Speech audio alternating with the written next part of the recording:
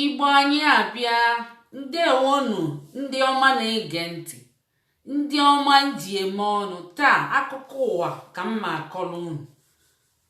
Ụbọchị taa bụ Satọde Afia Orie, dị na mkpụrụ ụbọchị 4 nke ọnwa Septemba.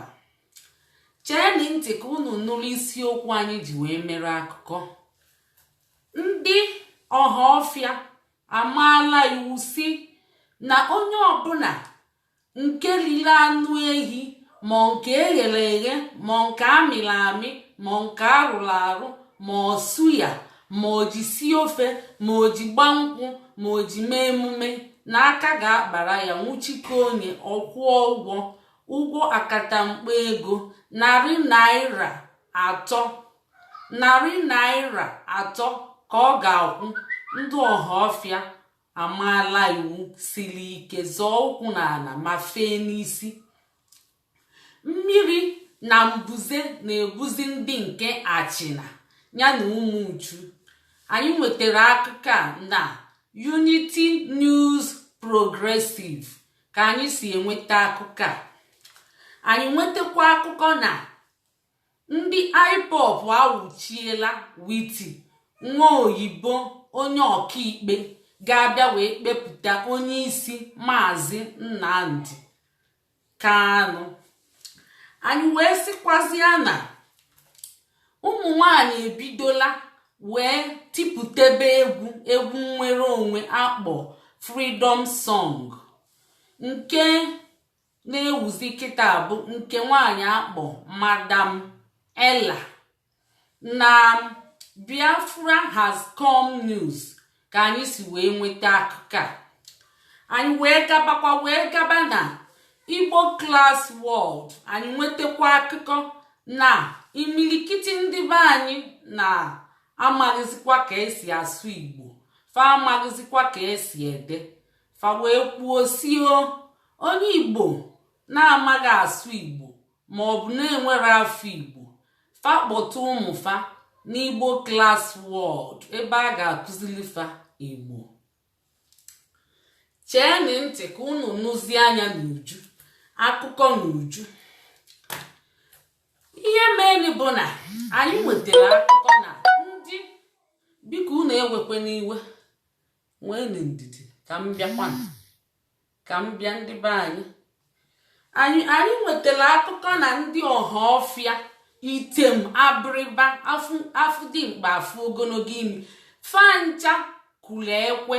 A sị na ekwe kụọ ama gbaa, fancha wee kwekọlite were ofu obi wee zọọ Badike wee sị na mkpamkpa ndị omekome nwe isi mbanaka, ndị dike ha na-akpọ ogwu n'anya, na fa na-agagharịzi ebe niile na Ọhaọfia na Item na Abịrịba.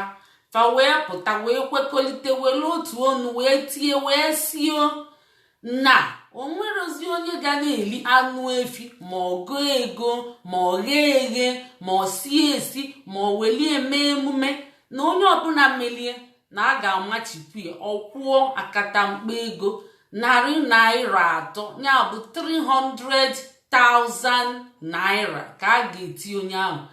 Aka wee wụọ wee sifa unu mere ọfụma, maka na onye ghara ndụkpa akụ onye ile ebiri na ndụka akụ karịa ije na-ata anụ efi.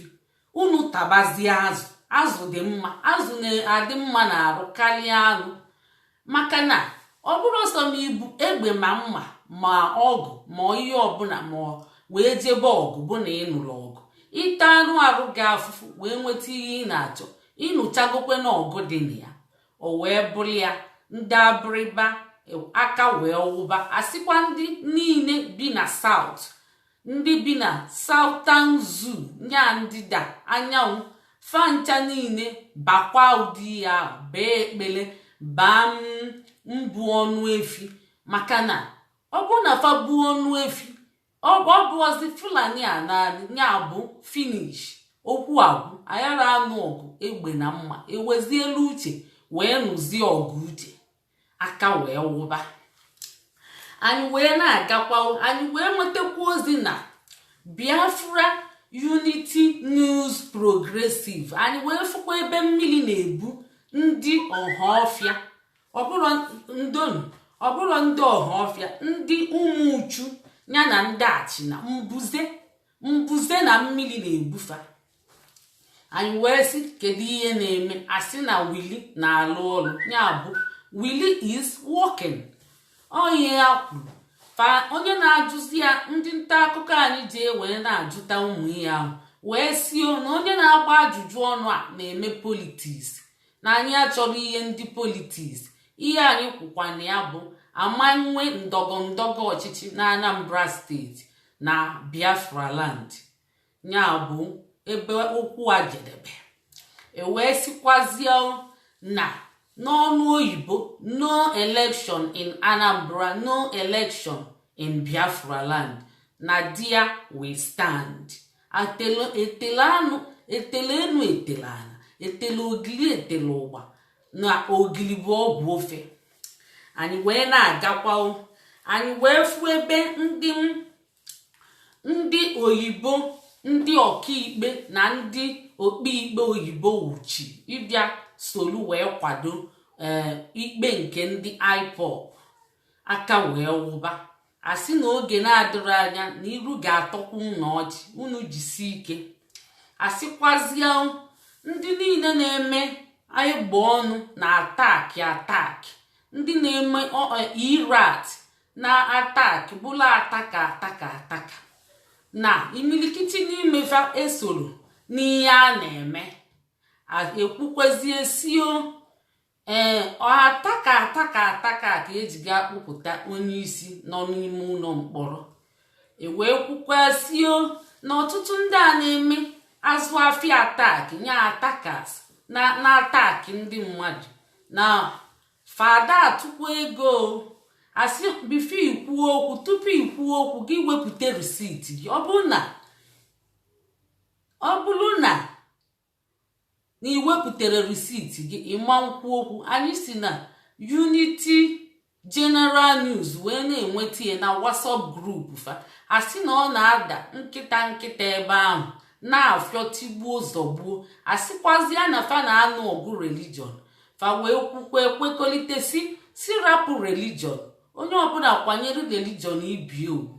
Na ndị ụka pụkwa na nnwere onwe a, ndị omenala ama nweta nri, ndị omenala pụọ, ndị ụka ama nweta nri. N'ọka ejikọ aka ọnụ, onye abịazina na agba religion ibie ọkpa belụsọ ma oji emegide mmadụ. Maka na ndị ụka apụtabago, a sị na otu mbaka na-emezi ọfụma kịta. Ndị otu ya niile ekwenyegokwa, maka ị na-atakarị na-agba ụka ụkwụ maka na ị na-eme omenala. Famia gaa azụ ifuru ya na unu ekego ọkala, maka na ekwukwezi isio na anyị nwa bụ ke ndị onye na-apịa nne ke ị na-emezi kpọghee ụzọ biko. Cheli dadị ka o weta ki.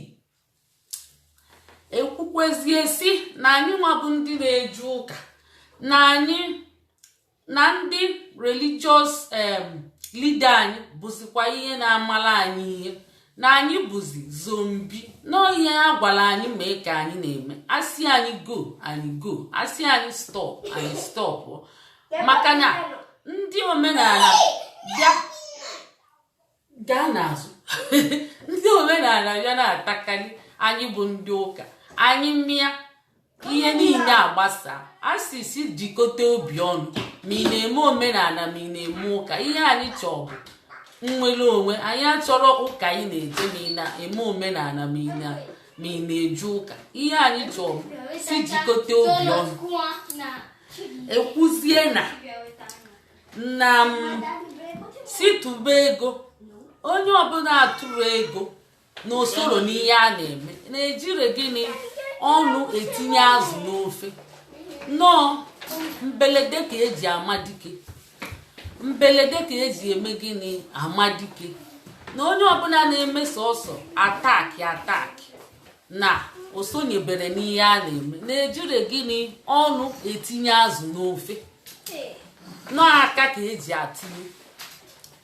Ndị Igbo Class World wee pụtakwazịa wee si unu gaba n'Igbo Class World ebe a na-akụziri ụmụaka anyị Igbo. Nya ndị Igbo amara asụ Igbo ma ịbụ papa ma ịbụ mama, wepụ ifele bịa n'Igbo Class World. A ya akụzili gị Igbo ka isonye n'ihe a na-eme ka ị wee bụrụ ezigbote nwa afọ, maka na fapụkwa esio n'Igbo Class World wee si na onye Igbo amara asụ Igbo na ọ bụ ọkwa ezigbo onye Igbo. Onye Igbo enwere afọ Igbo ọ bụrụ ezigbo onye Igbo. Anyị nwetazie na ụmụ nwanyị na-akụpụtazi nkwa. Ụmụ nwanyị anyị si na nta akụkọ ndị Biafra has come wee nweta ya. Unu luo na platform akpọ Biafra has come, asizi nọ music and the band kafa na-alụzi ebe ahụ, na ụmụ nwoke na ụmụ nwanyị na-akụpụtazi nkwa nya reggae ma hip hop ma egwu ndị ụka. Ịchọ ije gbala anya gị Krismas, gaba ebe ahụ ka ije nene music and band. Ọ bụkwa ka ọ ha anyị n'ọnụ n'uhuruchi a, ka emesịanụ ka ọ dị oge ọzọ mbọsị nta ka anyị chụọ nụ n'Owere nji ngwanụnụ ka emesịa. Kịta anyị na-eje ka anyị bido Igbo Class World na Zoom. Ya bụ sonyere anyị. Ndị nne na nna kpọta na ụmụ unu ekwezina na-egbuligbo ọnụ, maka agwacha unu si na ọ dị mma ma mee eme unu ada eme. Unu duzie ka ndị na-asị ekwe m n'otu Chukwu, otu Chukwu, ekwe m n'otu Chukwu. Onye ala bịa nso n'ụlọ ụka unu na-agụ ekwe m n'otu Chukwu. Onye ala na-ekwelu unu na-egbuligbo ọnụ ekwe m n'otu Chukwu, na-egbuligbo ọnụ ekwe m n'otu Chukwu. Onye ala ndị ụka pụta chụọ onye ala si ya pụọ na ọ na-akpasachi ihe a na-eme. Onye ala gbakwa ọsọ gaa n'akụkụ, ndị ụka na-ekwekwe otu Chukwu, ekwe m n'otu Chukwu, otu Chukwu, ekwe m n'otu Chukwu. Onye ala na-ekwekwe na-egbuligbo ọnụ ekwe m n'otu Chukwu, na-egbuligbo ọnụ ekwe m n'otu Chukwu. Ndị ụka pụtakwa chụya si ya na ị na-akpasachi ihe anyị na-eme, inyezina anyị nsogbu, gatie aka fa chụya ọ gatie aka olugbo ebe ahụ ọ nọ n'ebe tere aka. Ndị ụka na-ekwekwe otu Chukwu, ekwe m n'otu Chukwu, otu Chukwu. Onye ala na-etikwela onwe ya na-egbuligbo ọnụ ekwe m n'otu Chukwu, na-egbuligbo ọnụ. Ya bụ ihe m ji gụọrụ na egwu a bụ na ndị Igbo si na fa chọrọ ka afa fafuo ka oke fafuo, mana omume fa na-emegide asụsụ fa na omenala fa bụzi nke gbagharị. O gosizie na fa achọ dị na fa kpọrọ asụsụ fa na omenala fa asị, kpọọ onwe fa onye kpọrọ asụsụ ya na omenala ya ọ bụrụ onwe ya ka ọ kpara asị. Ọ na-achọ ka nyanwa fuo. Onye ọbụla pụta ụwa na-eme ka onwe ya fuo, ifuru na ọ kpọrọ onwe ya asị. Ya bụ ịma na ịkpọrọ onwe gị asị, bụọ ụmụ gị afọ Igbo, kpọta ụmụ gị n'Igbo Class World ka ọ mụọ asụsụ, mụọ omenala. Ọnụnụ ube nwanne agba n'ọsọ, onye agha na nwanne. Ọ dị mma ndị Igbo ka emesịanụ. Ọmụwa bụ Ijelenze Igbo Anyị Abịa.